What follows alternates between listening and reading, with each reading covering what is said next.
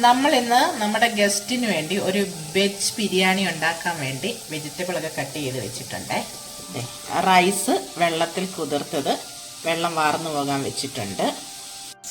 Cook ചെയ്യാനുള്ള PAN റെഡിയായി വന്നിട്ടുണ്ട്.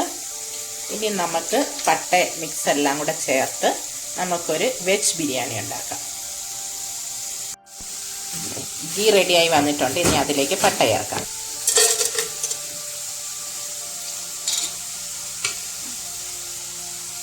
ഞാനൊരല്പം കിസ്മിസും കൂടെ ആഡ് ചെയ്യുന്നുണ്ട്.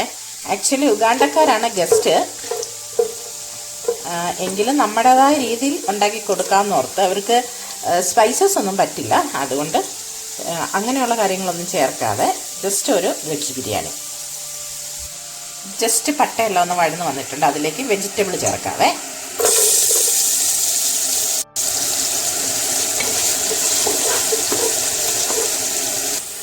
വെജിറ്റബിൾ വഴന്ന് വന്നിട്ടുണ്ട്. അതിലേക്ക് നമുക്ക് എടുത്തു വെച്ചിരിക്കുന്ന റൈസ് അരിയിടാവേ.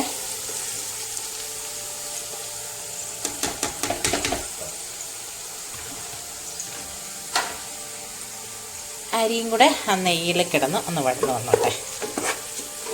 1.5 കപ്പ് ബിരിയാണി റൈസാണ് ഞാൻ എടുത്തിരിക്കുന്നത്.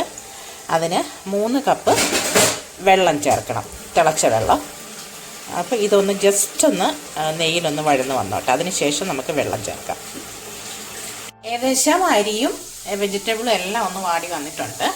ഇതിലേക്ക് 3 കപ്പ് വെള്ളം ഒഴിക്കാം. തിളച്ച വെള്ളമാണ് ഞാൻ ഒഴിക്കുന്നത്.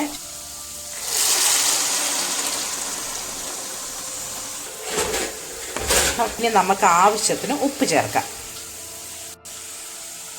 ആവശ്യത്തിന് ഉപ്പ് ചേർക്കാം. ഇനി നമുക്ക് ഹൈ ഫ്ലെയിമിലിട്ട് ഒന്ന് തിളച്ച് വന്നതിന് ശേഷം മീഡിയം ഫ്ലെയിമിലേക്ക് ആക്കാം. നമ്മുടെ വെജ് ബിരിയാണി റെഡിയായി വന്നിട്ടുണ്ട്.